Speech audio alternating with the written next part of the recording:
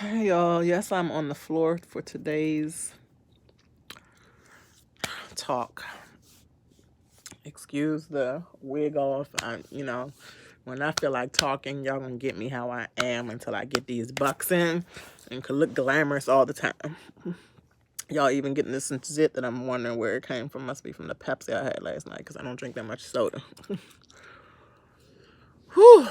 This this lunar eclipse and this full moon in Cancer. Let me tell you, it's like good and bad right now.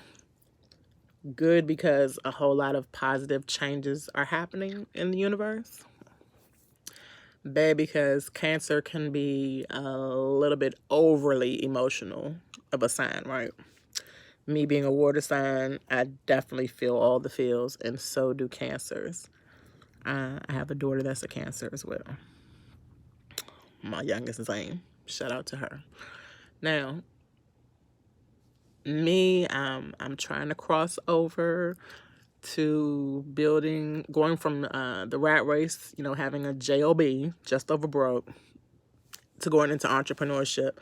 And I started talking on YouTube about 3 years ago now. And my 2-year anniversary of moving to California is actually in 3 days on January 14th. Long story short, I only have still under 100 followers, so it's something that I'm not doing right. So I got to kind of get what I want to come across to you all online together. I guess I may have to make up my face more, have my background set, all the things I see on other channels. But me, I've always been with the go with the flow type of person. So in saying that, I'm going to still figure it out and build this channel up. But today, I still have topics that I want to talk about. So today's topic is definitely the lunar eclipse and the full moon in Cancer.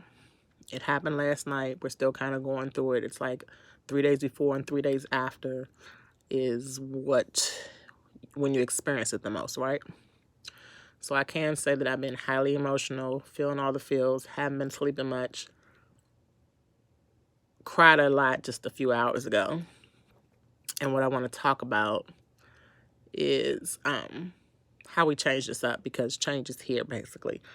I was offered a job yesterday. Now, I do a lot of other things that benefit a full moon, like meditate, eat well, drink lots of water, go for walks, exercise, right?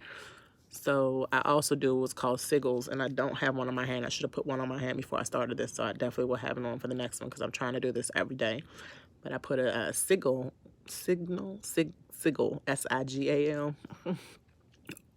on my hand, and it's supposed to bring you, financial abundance or love abundance, whatever. Like, I did it in red because I wanted to actually speak to someone yesterday. That didn't happen, but for green, I do money. But I guess what the universe was telling me is that I'm going to give you what I give you, and you're just going to be happy. And I'm definitely ecstatic about it.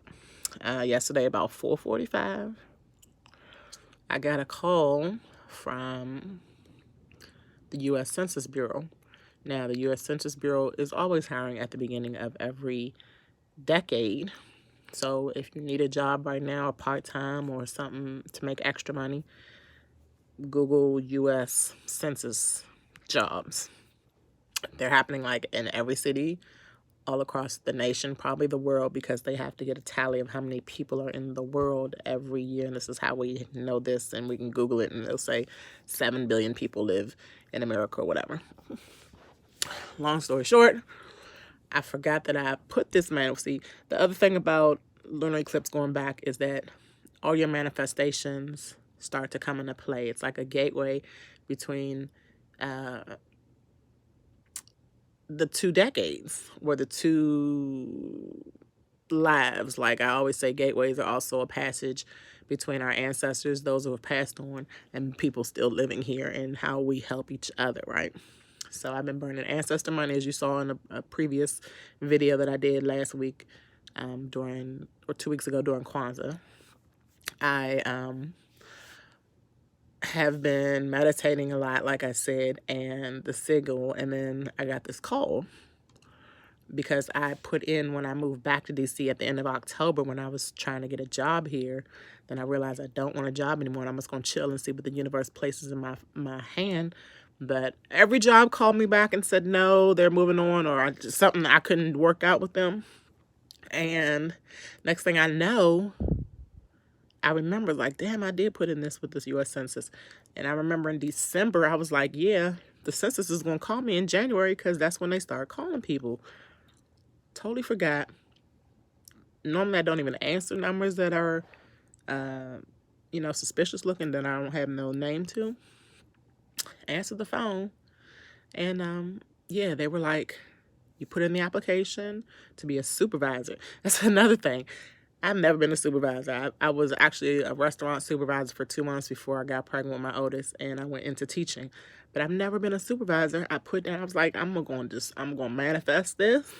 I'm going to say I have supervisor experience just so I can get this good per hour salary that they're giving. Because it was like the one that had the highest, and I was like, I need some change quick. I need to get money to pay off old bills. Overdue bills since I haven't been working. I need to get money to get my hair done. I need to get money to get this makeup, just to look good, my eyebrows arched, whatever. I even need a new lip ring. Long story short, they asked me like 10 questions about me still wanting the job. Told me the description of the way I would be doing stuff, blah, blah, blah. At the end, she was like, it's $27.56, something like that, an hour. Is that okay with you? You'll be working 40 hours a week. The hours will vary. Are you flexible? You'll be working some holidays and weekends. Can you do that? And last thing she said was, we'd like to offer you the position, your fingerprints and offer letter, and where to go get your ID will come next week in your email. We need you to have that handled by February 3rd, the day you start working. The job is 6 to 8 weeks. It could be longer, could be shorter. My whole point is I manifested this. I manifested also not wanting a job, and that's why all these other jobs did not work out, because the one that I do want, the only job I want, is making enough money for me to get like a G a week real quick. Then I don't have to work it no more, and I can use that money to start these businesses. Look at the universe. I don't say look at God, because in my mind, in my heart, in my spirit, I feel that I am God. I feel that I am a goddess, right? We do godly things because that spirit, that Most High, in my opinion, is in me, which makes me come out as a godly person. I am God. So the universe always has our backs. Just had to be patient. Because others weren't patient, because others were like, oh, you need a car. Oh, I got to come all the way up there. I mean, shout out to the people that don't say things like that, who do come get me, who do meet me at the metro and pick me up, because I'll work with you, right? Because you're working with me. Who have done my hair, who have arched my eyebrows since I've been home. I don't want to make it sound like I'm living off of people, but the universe is bringing me back so I can take care of others. I'm not just making these businesses for myself. I got my kids making their plans because they're going to start businesses the same time I do, right? We are working on our products, our books. Me and my youngest are writing books. I have my oldest learning how to braid. She's the one that does me and my youngest hair. She braids it up. I have my son learning how to do YouTube stuff himself so he can be a YouTube, entrepreneur as well. Then I'm trying to tie in stuff with my friends, like when you look at other races, we're starting to get more conscious, right? But when you look at other races, they partner up. Okay, it's hard to trust anybody these days, but it's very hard to trust somebody in the Black community. And long story short, I do want to partner up with trusted individuals, friends, strangers, whoever is in the mindset of business and wealth building, right? So I already have the book done. I'm going to get it published with this money that I make. I'm going to say, because the book is actually about my upbringing, I'm going to have it done. If I start working February 3rd, I'm going to have it done by the end of February. And it will be on the shelves. And that's what I'm manifesting to. My daughter's books will shortly be out shortly after that. I want to say like spring. I also have been offered to start a podcast with a couple of friends. So things are in motion. And I'm sure I'm not the only one. I'm so sure that there are other people out here who are receiving blessings out of nowhere. And that's what this whole lunar eclipse is about. This lunar eclipse is about change. It's about patience. It's about manifesting and then waiting to see what you've worked so hard on to help you push that into existence. Talk things into existence. I tell my kids that we walk around. Our house in California is ready. Our jet that we're going to fly to Ghana with this year is still getting worked on and, arranged so that we can be comfortably flying across the ocean, the Atlantic Ocean. I mean, talk things into existence. It was painful to say that I don't want to have a job. It was painful to keep getting rejected. And I have a whole college degree I was telling my son today, who's 13, I've been working since I was 13. After school, summertime, during school, whenever. These 2.5, 3 months that I haven't been working have been rest time because entrepreneurship is grind. I'll probably be working harder than I ever have when I become an entrepreneur, and that's okay because at least I got this 3 months break. At least I got this 3 months break because technically 42, I've been working for almost 3 decades, 29 years straight. I think I deserve a break on top of being a mother, on top of being a single mother, on top of a lot. And I know I'm not the only one, so shout out to you all who are just like me and won't stop. Last thing I want to say quickly, because I don't want to talk negative. I want to stay positive. But there is a bad side to this moon, as I started the vlog about, right? So, the bad side. Communication, which is one of my greatest things that I'm working on. How I express myself, how I am cordial when I'm expressing myself, and how a lot of people in my past and my present and my future we can coexist better if we work on communicating, right? So this morning, my son and my daughter, my 13-year-old and my 7-year-old, were having it out. I went to bed late because, again, I haven't been getting much sleep. They woke me up to my daughter saying, "Stop choking me." Okay. Well, she's a Cancer, like I said. She can exaggerate a little bit more. I still had to address it, right? So I brought them both up. We had this talk just last week and how they need to be more respectful to each other, love each other, and be safe with each other. My son kind of took it hard, thinking that, he's a new teenager. He's a Libra. He just turned 13 in October. He was taking it hard that I was not coming down on her as much as I was coming down on him. First of all, let me just say the oldest kid would have tore both of them up, right? The newest kid holds her hands and talks gently but firmly. So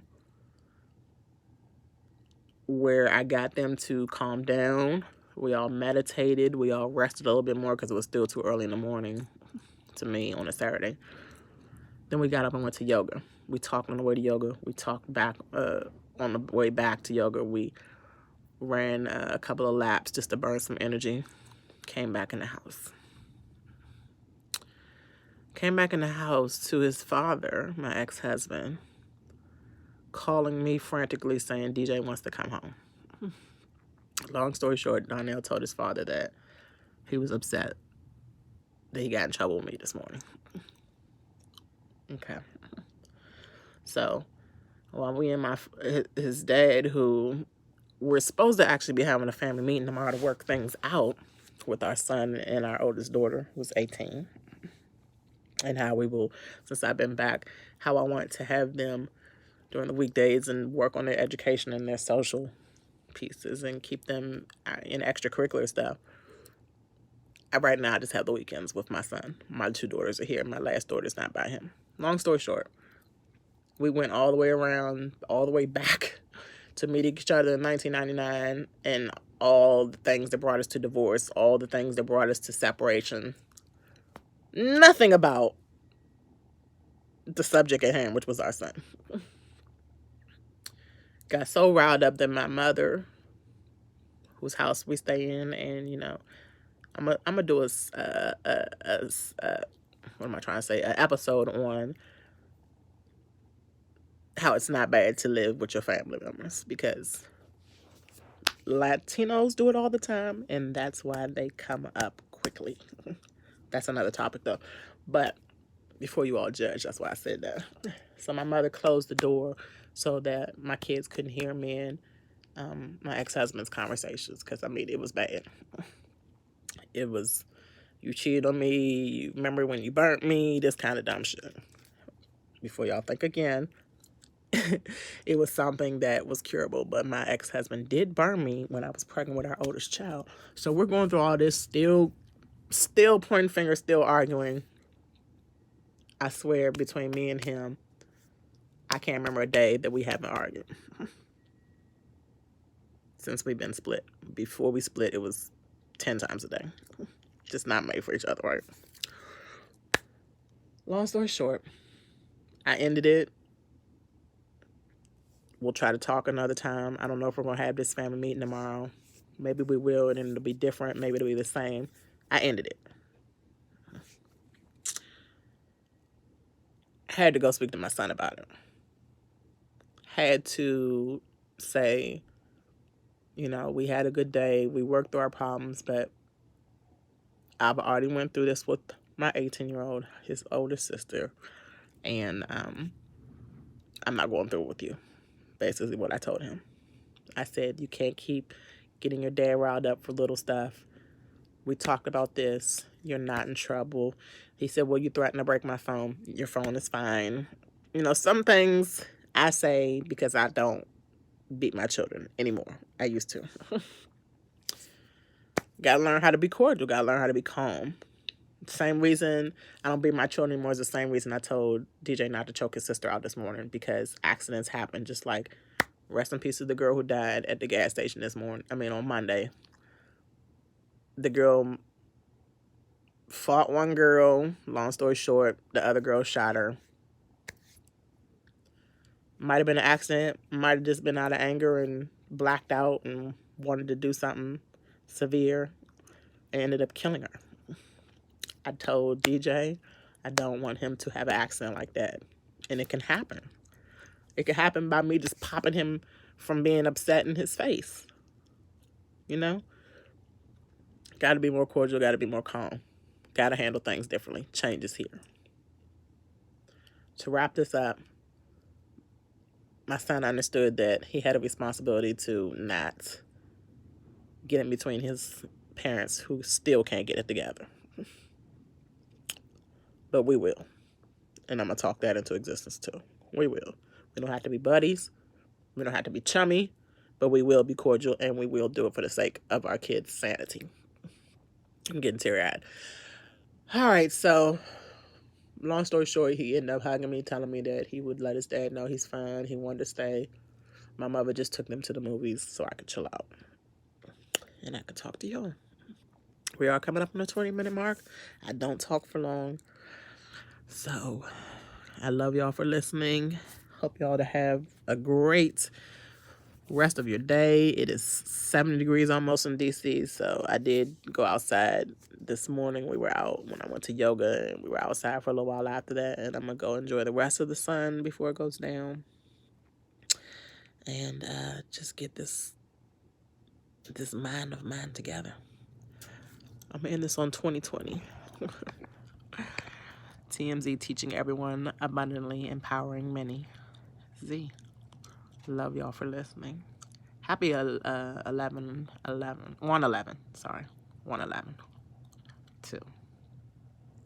Synchronicity.